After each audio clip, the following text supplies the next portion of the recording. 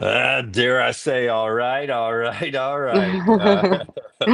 Alabama and Texas there, no McConaughey, but man, if you're an Alabama fan, you're throwing up your prayers tonight. You just say, well, let them shoot like that on Saturday. If you're a Tide fan, that would not be good news for Auburn. I mean, that's a shooting performance tonight, little T from Alabama.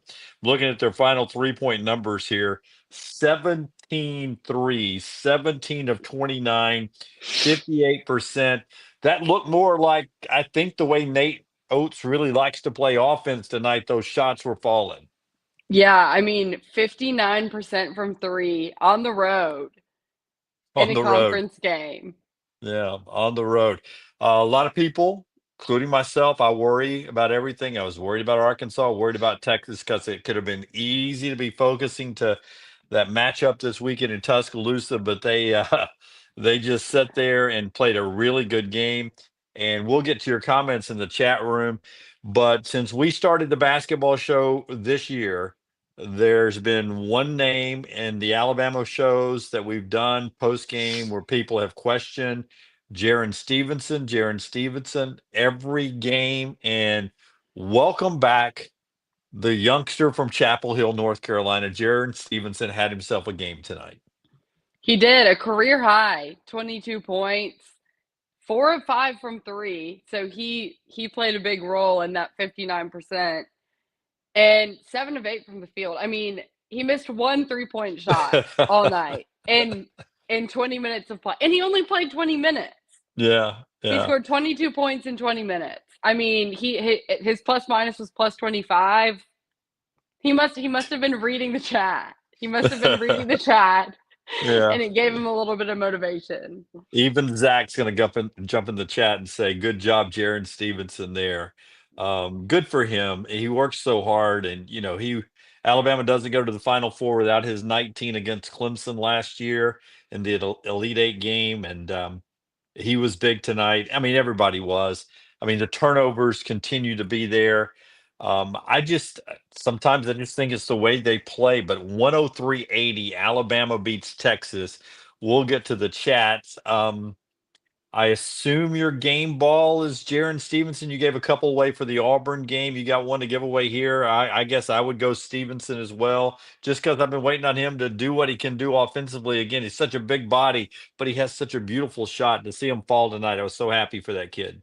Yeah, absolutely. Hands down, Jaron Stevenson. I think he's one of those guys where you know what his potential is, but it is so exciting when he has a game like this because it's showing. It's not necessarily surprising because he's capable of having games like this, but he hasn't done it night in and night out. So you just like to see this from a player that has a very high ceiling.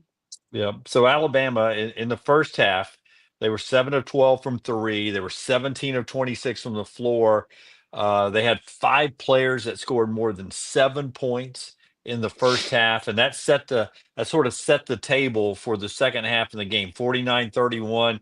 And really, at times, it felt like I was watching an NBA All-Star game. It was like come down, shoot a three, make it, go back the other way. Texas would shoot a three, and it would stay about a 19, 20 point deficit most of the night. We'll get to your comments, but I was blown away. I mean, I knew that Alabama's end of the season schedule was tough. I don't guess I had registered on me these final seven games are all against ranked teams, and it's according to ESPN, the toughest schedule, final seven games in college basketball. And that's what's ahead for Alabama starting Saturday at home. I mean, I know you do these graphics all the time. Did you know what was ahead for Alabama? I knew it was a tough schedule. I know it was the toughest in college basketball. Yes, I was aware. And when we looked at conference play before the first game, which I don't know where everyone is in the net rankings right now, but Alabama's last 11 games were all quad one games. Obviously, that changes and is fluid as games are played, but I'm assuming that is probably still the case for these last seven. And after the way that they played tonight, if I was an Alabama fan, I wouldn't be feeling too concerned about many of them, if any of them at all. Yeah, I was wondering if the chat would react to this. Landmine believer, there should be a rule now. Whenever they show the kick six from football, they should have to show the 4th and 31 right after that as well. Someone was talking about this in the chat. I would have given props to a name. I can't remember who it was, but the fact that they're talking about how massive this game is between Auburn and Alabama on Saturday, it's historic. But it will show you how big it is because they're having to play Iron Bowl football highlights when they talk about the game. The Yeah, amount of football highlights I saw when they were referencing the game that's being played on Saturday is just crazy. yeah. Let's And it get to might the just be building up the rivalry, but I was just like, guys, there have been some good Auburn Alabama matchups that hasn't been a 1-2 matchup, but crazy. Yep.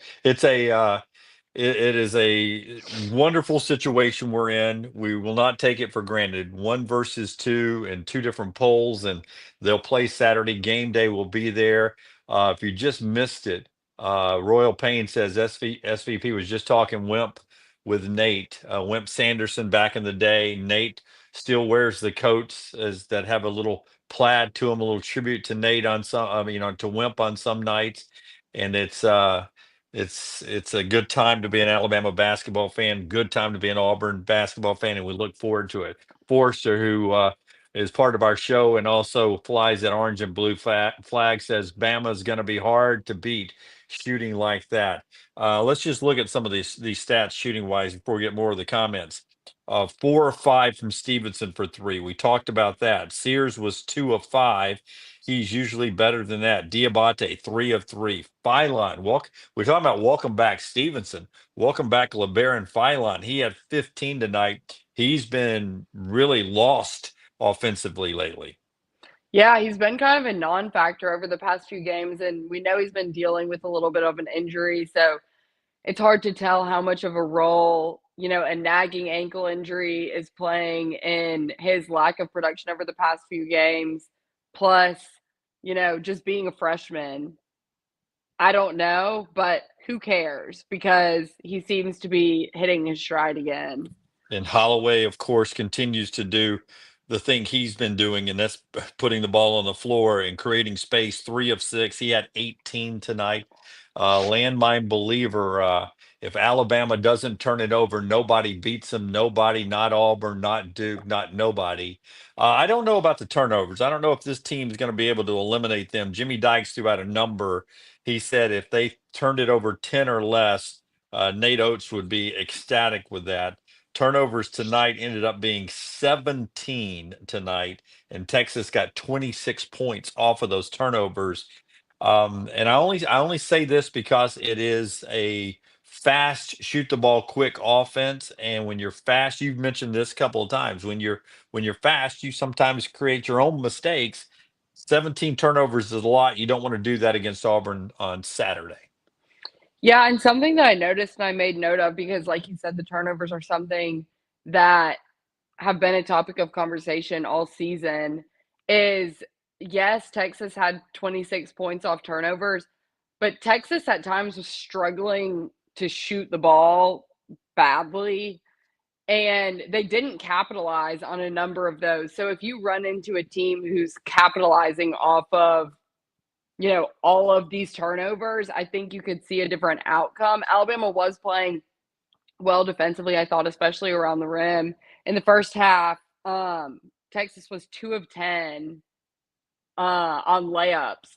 So they were playing good defensively, but I think if you have a team that's as hot or somewhere close to as hot as Alabama was shooting, and they capitalize more off of the turnovers than Texas was tonight, I think that it could cause an issue. Yeah, it just takes away possessions, and you don't want to do that. Default name says if you cut the turnovers just in half, Bama scores 15. It's going to be 115. If not Um, more. yeah, if not more. Our Stu says, and here we go. We've waited for this Saturday game all season long. And we get to that programming note for you tomorrow on the next round at 9:10, right at the beginning of the show, 9:10 Central Time. Reese Davis will join the show. He hosts College Game Day. They'll be in Tuscaloosa coming up. Reese is an Alabama native. He worked in the Columbus, Georgia, which covered Auburn, Alabama market in local news, local sports when he was coming up the ranks. He's an Alabama graduate.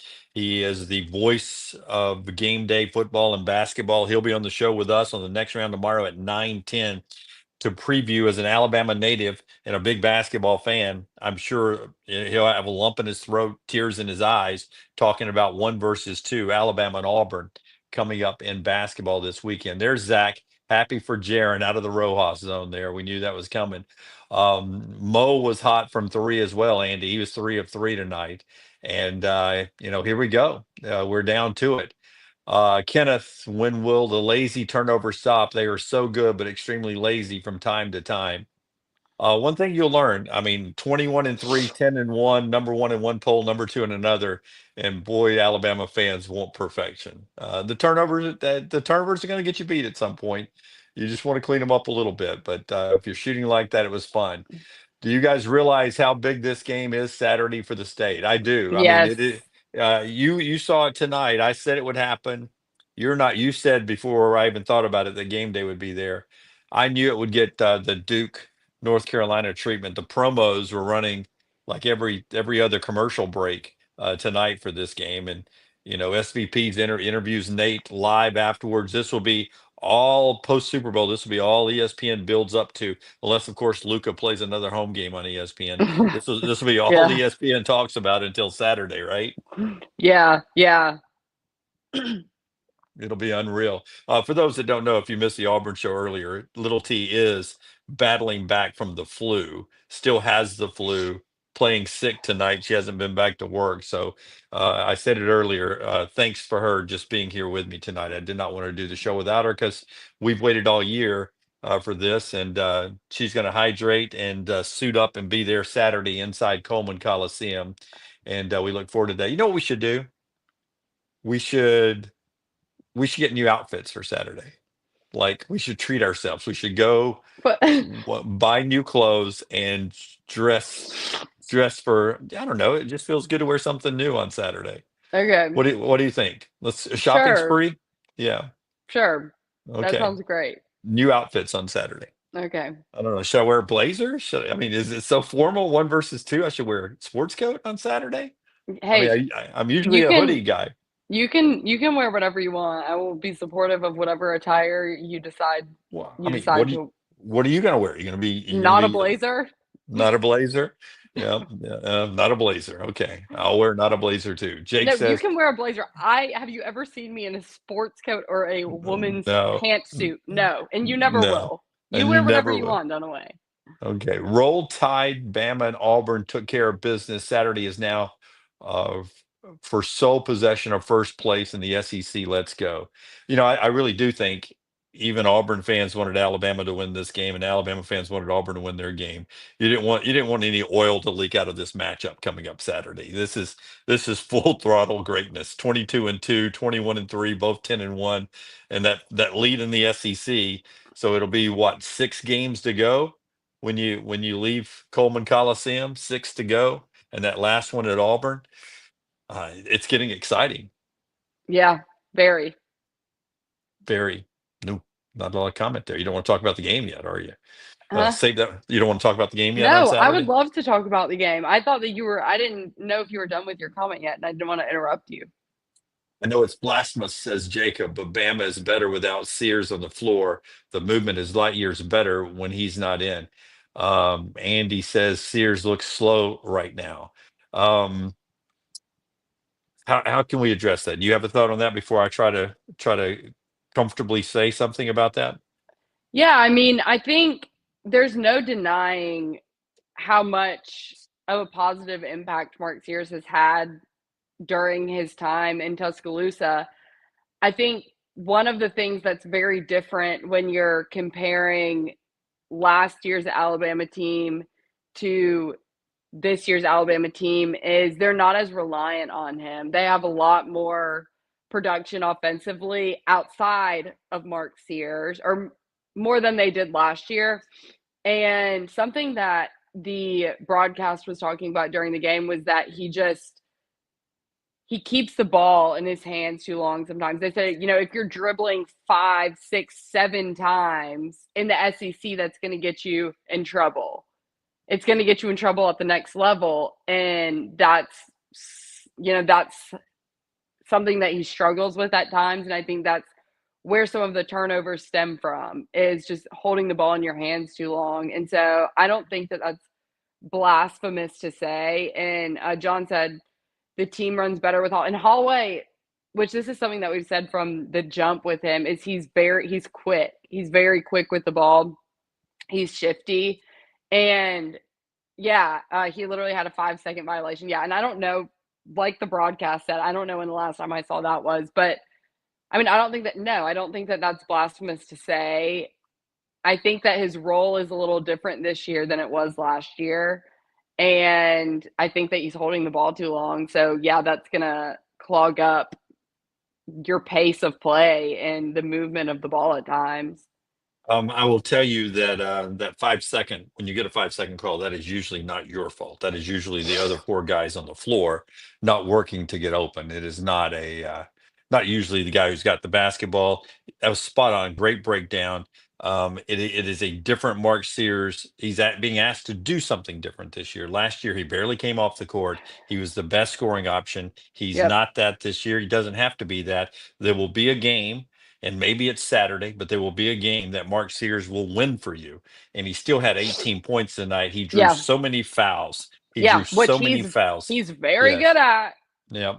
So I mean, if it was to go Alabama's way on Saturday, you could see whoever's guarding him, as they said, on the broadcast. Jimmy Dykes nailed it. He says, whoever's got Sears on Saturday for Auburn, you don't want to let him draw you into foul trouble, because that could start sending you in a wrong direction. He is so good at doing that. And And selling it. Yeah, Let's and selling it, and and selling it. that's part of it, man. Like Chad Baker doesn't sell them ever. N says TK feeling better, it appears. Yep, she's in there. Derek says Philon's shot is getting well too. Yes, Philon wanted to go at his old teammate tonight. It was fun to see the old Philon back. Zach, I think he talked to that, man. There's those two guys went to Link Academy together. They were buds, and now you're going head to head against each other. It seemed to bring out the best in Philon tonight. Yeah, he was back. He was back. I don't remember the number exactly, but it was one of the last 2 or 3 games. The broadcast was talking about how he was like 2 of 12 from his last 3-point shots, and he shot himself out of the rut tonight. Yeah. John says it was good to see the shots falling for the guys tonight. They haven't shot like that all year, not in SEC play, and it just absolutely was. Just absolutely was what the doctor's order going into this game back at Coleman Coliseum, because you were worried if they going to be tired because they chose to go to Fayetteville and stay in Austin an extra day and a half instead of coming back, and then the old look ahead. They didn't look ahead, and both teams get through this tonight. So here we go. Big game coming up this weekend. Royal Pain, they are wrong about the football angle. LSU and Bama have been 1 versus 2. They're only saying 1 versus 2 in SEC men's basketball. It has happened. It has happened before in SEC football several times, in college football several times. We talked about it on the show. Yeah, I mean, the game of the century, it was 1 versus 2 in 2011. That's happened a couple of times. It's never happened between Auburn and Alabama in football, though. People are giving us predictions. Default name Holloway going to put up 28 on Auburn. Little T, I am interested to see that dynamic of the game, and we'll have time to break that down. But I can't. I mean, I've done this a long time now, over 3 decades. There has never been, that I can remember, an important football or basketball player who has played at one of the schools in this rivalry and gone to the other school, and been a really important player. There was a DB, I think, last year or 2 years ago, that went from Alabama to Auburn. He got And kicked off the team. yeah, it just wasn't just not the same thing. This will be an interesting dynamic to see how Auburn players react to Aiden Holloway and how Aiden Holloway handles the pressure of playing his old teammates. Sometimes maybe you can try to do too much. I mean, I think when you're playing this level of basketball, you can't let it I don't know what it does to you mentally, but I feel like you can't try to do you have to try as hard as you can to just keep playing your game. I don't I think the only reason that I'm curious to see the dynamic because of the comments that were made after he left, that he made after he left. I don't think that there would necessarily be bad blood if he left. It was all respectful and he just felt like he had this was a better fit for him or he had a better chance to succeed. He saw, I don't know, whatever it might be. Guys transfer all the time now. Yeah, It's just obviously happens to different when be. you're going to an in-state rival, but I think where the bad blood comes in is when he says what he said after he left because that's not going to sit well with the coaching staff and I'm sure that's not going to sit well with his teammates that he played with for a season there. I don't know. I mean, both teams are going to want to win the game, but that definitely adds another layer to the Yeah. storyline. We may need to get Dana White in on what Zach is talking about, little octagon. If Mo D is guarding CBM, little Chad Baker Mazzara, I mean it's going to be a cold war. It's going to be like Soviet Union America in the '80s. Can you imagine the physicality of Mo Diabate and the energy of Chad Baker Mazzara and those two butting heads on the court? I mean, that's going to be insanity. I can't wait. I Yeah, cannot wait. it's going to be such a game. I agree with Scott. Great facility, great fan base, um, all the money. Rodney Terry, dead man walking at Texas. Wouldn't surprise me if Texas um, makes a run at Nate Oates. Wouldn't surprise me. They've got money, and Kentucky tried to get him last year. Not that Nate would take it, but my God, if I'm Texas, I would get rid of Rodney Terry, and I would absolutely make a run at Nate Oates. He'd be number one on my list anywhere in college basketball if it came open. I heard this. I saw this. We were just talking about it in a text thread as we started the show. Bama JT2. How about Carl Ravage falling for the SEC being 500 since SEC play began? I like him, but what a joke. He talked about you saw it, I know, little T, but for those that didn't, he talked about the pre-conference record and how good the SEC was. And then he said, but since the league started play on January 4th, the SEC is just 82 and 82, 82 wins, 82 losses. Nobody separated themselves. If you know sports, if you're doing conference games, That's th- everyone's record. that's going to be everybody's record, right? It's you played 82, 82. You played 82 conference games, you're going to have 82 winners and 82 losers. There was a point he was going to make. That wasn't it. When he started down that road, I know what he was going to do, but but I mean, there have been 82 losses in conference play. Yes, a lot more than you had in regular season because if you play 82 games, you're going to have 82 losers. Yeah, and that's Uh, not the first time that someone's fallen for it yeah, that is this exactly right. season. This season. Um, as crazy as it sounds, whoever wins from the 3-point line will win this game Saturday, I think.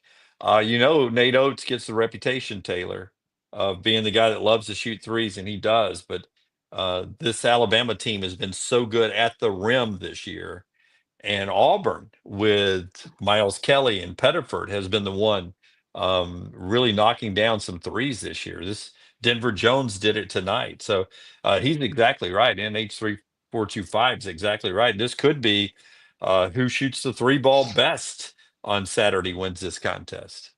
Yeah, because I mean Alabama obviously had a phenomenal shooting night tonight. They hit 17 3-point shots, but on Saturday, think they only hit 5 from They deep. did. They So did. Alabama has the ability to do it, as we saw tonight, but they're not as reliant on it as I think that our brains believe because of history. Yep. Here's Jay. I mean, you're going to get a lot of this from different fan bases around America. How do you keep oats in Tuscaloosa? Well, you did it last year. You're building a practice facility, um, standalone basketball practice facility, brand new. Alabama already had one. Building a brand new state of the art one that's going to be about as good as anywhere in basketball, in college basketball. So, um, and then you keep throwing money into the NIL. It has nothing to do with a new arena for Nate, though they did bring that up on the show. Um, Ode to Wimp from Josh. Thank you, Josh. Always shout out to Wimp, second best coach in Alabama basketball history, Wimp Sanderson. Um, Appreciate all the comments. Skip over a few of those. Give me another thought from you, little T, as we start to wind this down a little bit. I'll let you start resting up, and don't rush back to work. Let your goal be Saturday, and if you just work from home Wednesday, Thursday, Friday, don't rush back to the studio. You can work. You can work from home Saturday. Everyone's saying we need you in Tuscaloosa Saturday, little T. Yeah, I'll be there, guys. I'll be there at full strength. I'm hydrating and I've been resting a lot. So I plan to be there. But I think we talked about this last week, but Thursday, when we typically record a show for Friday, I think that we want to do something live Okay. ahead of this game. I think someone asked, I think it may have been Zach that asked about a live show.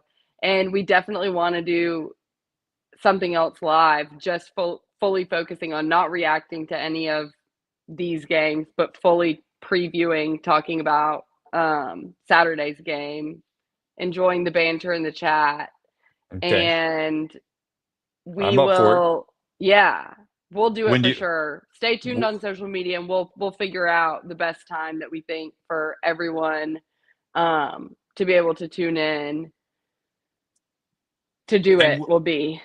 I'm willing after we finish the next round to go find a bar somewhere and we'll get a tall, cold beer, two shot and mics, and sit there and have a beer and talk Auburn, Alabama basketball if you're willing to Okay. do that. I And would I think it would be so fun. I'll be nice about it. I mean, I don't want you to come in and start talking shit to me. I Dunaway, mean, you're always the one that starts it. Let's not even try that. You are always uh, the one that starts it on purpose. me? Yeah. Okay. Save it. Hey, save it for Thursday, Friday, whenever we do this. Did you see Stephen Pearl call me out today for trying to get him to talk about the Alabama game before? Yeah, because you Yeah, were. yeah. He's like, I'm not going to do it. No, I'm not going to talk about Alabama before Yeah, Vanderbilt. you tried really hard. No, I was not. I was just playing with him. Oh, yeah, yeah, yeah. Tim says Holloway, Sears, and Youngblood are on the floor at once. Then Diabate and Cliff is going to be hard to defend for Auburn, especially if Cardwell is in there. Uh, it'll be interesting. We talked about it on the Auburn postgame show, but Chad Baker Mazzara right now having two games not good offensively. I think you're really going to need good Chad Baker Mazzara to win this game on Saturday, and a good Janai Broom. You're gonna those two guys are sort of the heartbeat of the team. I know the guards can shoot the lights out of it, but I think you're going to need a little Chad Baker Mazzara to be himself for number one Auburn to get the win on Saturday. What do you think of that? Yeah, I agree. And I think which this is something else that we talked about after the Auburn game was I think that that's a massive benefit of playing Tuesday night, not Wednesday night, is you get that extra day of rest because both of those guys are a little bit banged up. So you get an extra day of recovery before you play again on Saturday. Tim says no way Chaney Johnson doesn't start over Cardwell, right? I don't know about that. You see this team all the time. Cardwell has been the starter. Doesn't mean Chaney Johnson won't play more minutes, but Chaney Johnson earned some minutes tonight to definitely be in there in some crunch time. Yeah, and I don't think we've talked about this a couple times before, but I don't necessarily think starting like Cheney's great to have coming off the bench. So I don't know that, starting isn't always everything. I think it's where you fit best in the rotation. Um, so I think that Dylan will still start.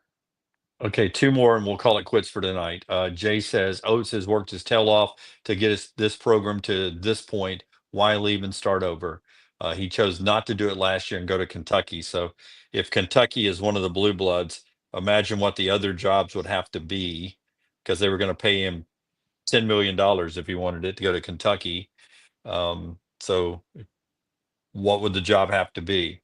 I do think maybe the NBA someday, but we'll see. Doug, I refuse to worry about that.